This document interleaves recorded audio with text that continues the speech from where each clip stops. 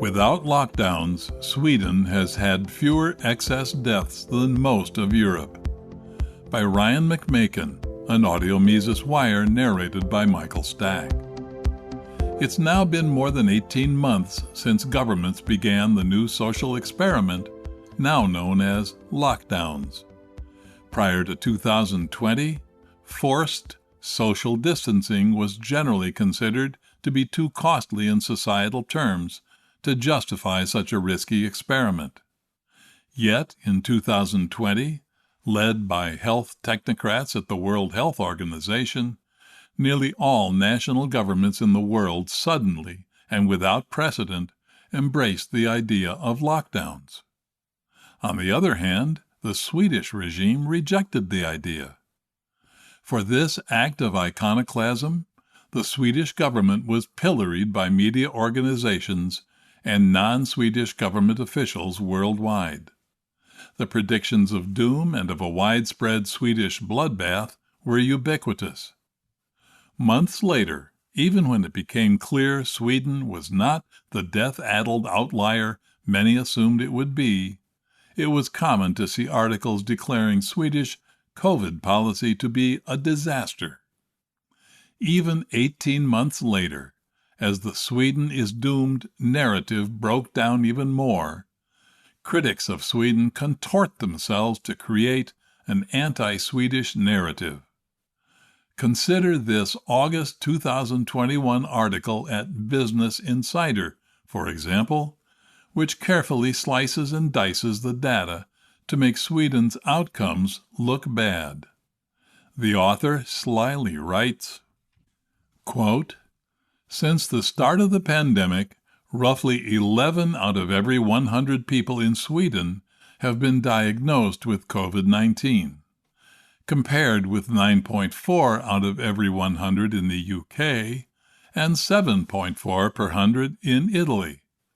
Sweden has also recorded around 145 COVID-19 deaths for every 100,000 people, around 3 times more than Denmark, 8 times more than Finland, and nearly 10 times more than Norway." End quote. Note the sleight of hand used here.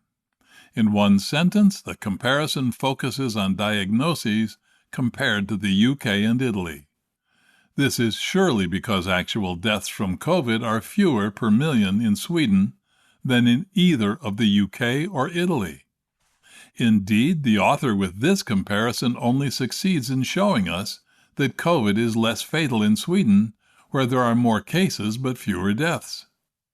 The author then quickly changes the subject to comparisons in deaths, so as to make sure Sweden compares unfavorably to Denmark, Finland, and Norway. These claims are becoming increasingly desperate, since, in terms of excess deaths, Sweden is better off than most of Europe overall, and also better off than most other Northern European countries, and much better than Southern European countries. Moreover, excess mortality is a better measure of deaths in a given country, since it provides a broader view of the actual effects of both COVID and COVID policy. Certainly, one can find some European regimes that had fewer deaths proportionally.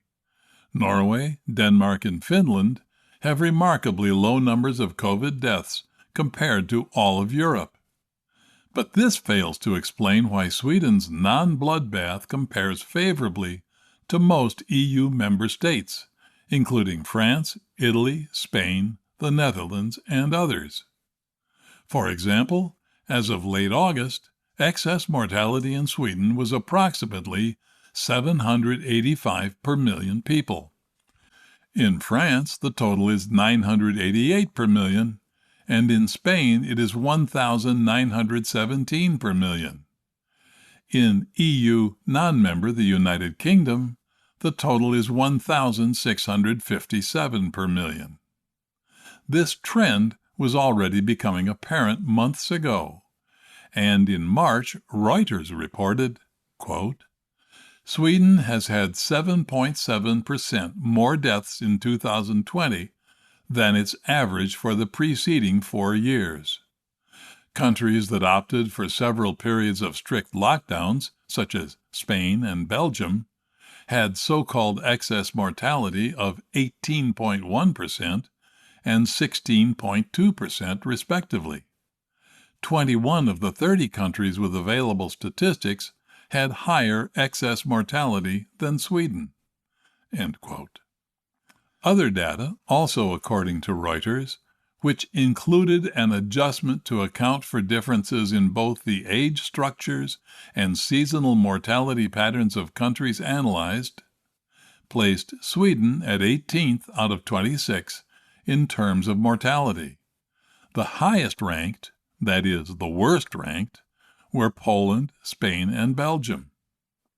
Another way of comparing Sweden to the rest of Europe is to look at excess mortality in 2020 and 2021 compared to average monthly deaths from 2016 to 2019. In the time since February 2020, total deaths measured as a percentage of the 2016 to 19 average were lower in Sweden than in the EU 27 in 14 out of 18 months. Granting that Denmark, Norway, and Finland all compare favorably against Sweden, most other European countries can't boast of such things. Compared to France, Sweden's excess monthly deaths were lower in 13 out of 18 months in that period. Comparisons were similar when looking at the Netherlands, Spain, and Italy. Indeed, among Europe's large nations, only Germany fares better than Sweden.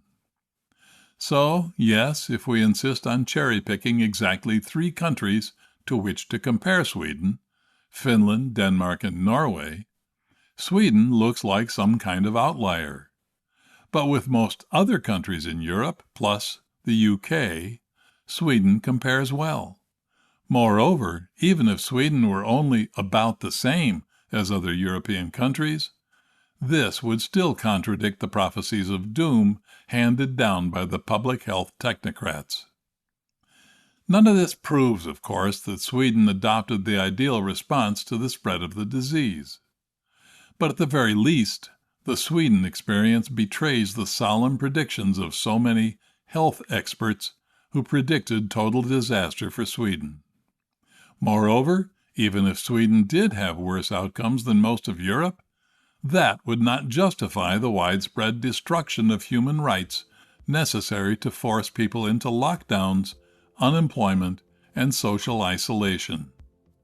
The utilitarian approach is a road to untraveled state power.